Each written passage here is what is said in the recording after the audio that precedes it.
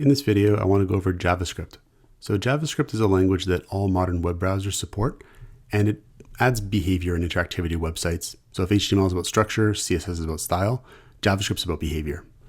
JavaScript goes inside script tags like this, and it's a pretty standard kind of imperative, object-oriented, functional kind of language, so a little bit similar to Python. So if we say to console.log and we say hello world, what this will do is it'll print hello world to the console. Now on a browser like this, you kind of wonder where the console is. If you go right click and you go to inspect element on Firefox, or you go right click inspect on Chrome, I believe it is, it'll take you to a sort of a under the hood view that looks like this, that helps you to debug and run code in the browser. And if you go to console here, that's where the console is, where we'll see hello world that gets printed out. Now it also gives me this error here, and that's kind of the advantage of using these tools like this, the dev tools inside of browsers like this, is that they give you information about how your website is actually functioning, like if it has any issues.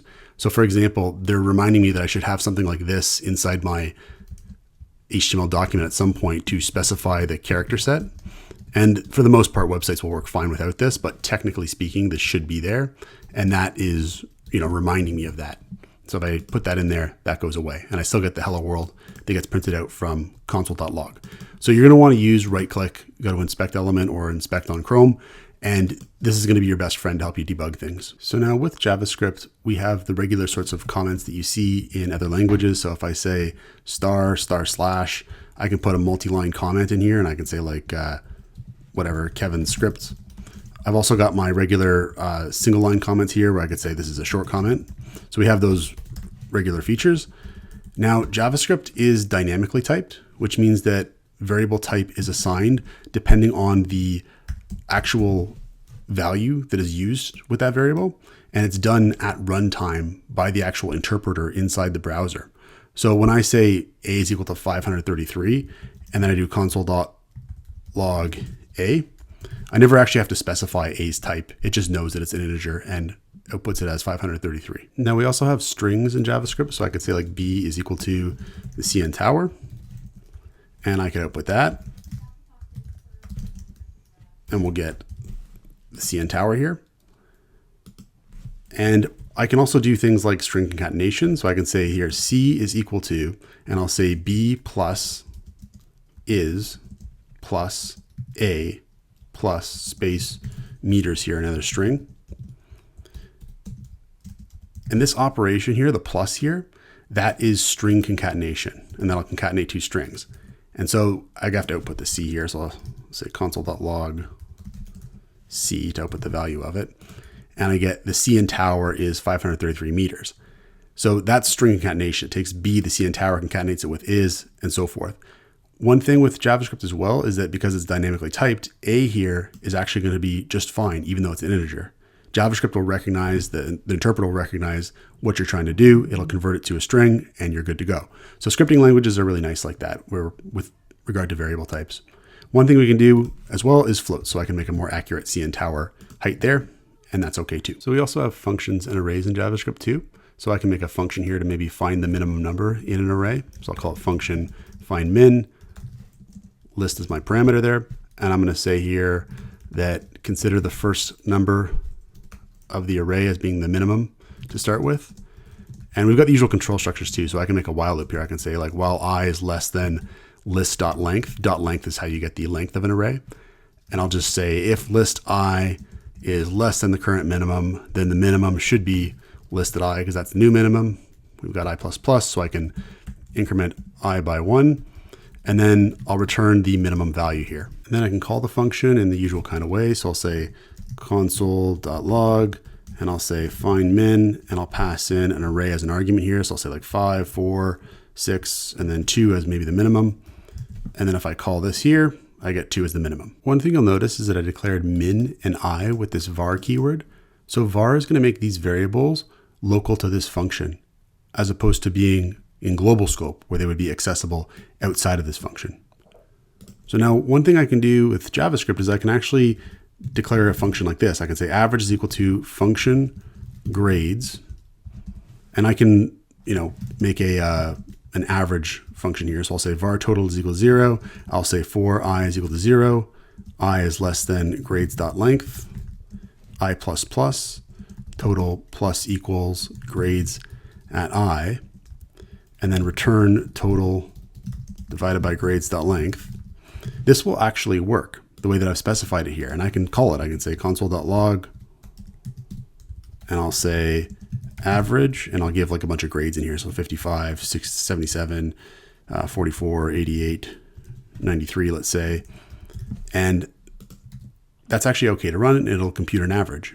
And the reason why that works is that functions in JavaScript are what are called first-class citizens, which means that we can treat them like other values.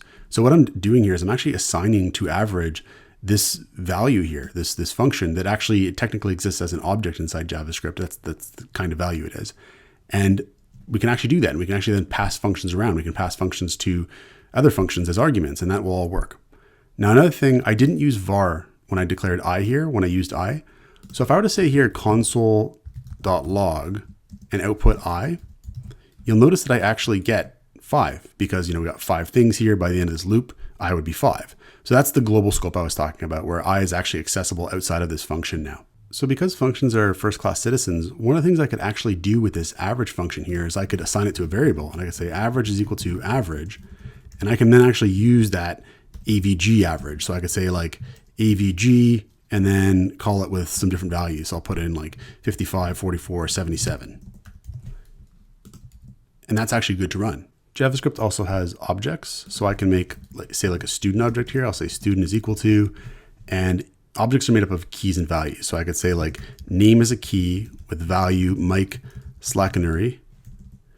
And then I'll say grades, and we'll give a bunch of grades here inside a list, or inside array, I should say, which is also a legitimate value for a JavaScript object. And we can actually have objects as list values too. So I can say like courses, and I could say here name, and I'll say Python, and then I'll say name, and I'll say physics. And so this ability to have objects that are values of an array and arrays as values of object keys allows us to represent a really diverse amount of things with JavaScript objects. So if I were to say here console.log student.name, I could access the name property. If I said console.log and I said student.courses at 0.name, I can access that Python value there. And we get those results there. We can also give our objects functions to call in JavaScript. So if I say here honors, I could make a function that will determine true false whether the student is an honors student or not. So I could say here, if the average of this dot grades is greater than 80, then return true, else return false.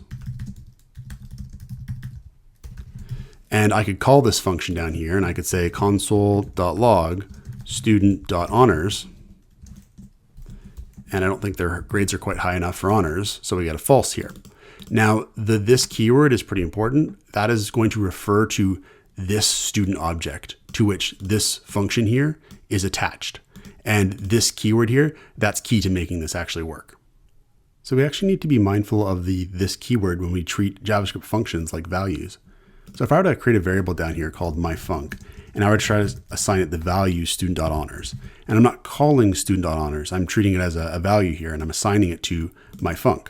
If I were to then try to call console.log myfunc, thinking that, it's going to return false, I actually get this error here that grades is undefined. And that's because when I treat a JavaScript function like this that's, attached to an object here as a value like this, we can think of it as sort of like the function gets ripped off of this object and it's no longer associated with it. And so that's why it's saying grades is undefined, because there is no longer a property grades that is associated with this function. And that's why we get that error.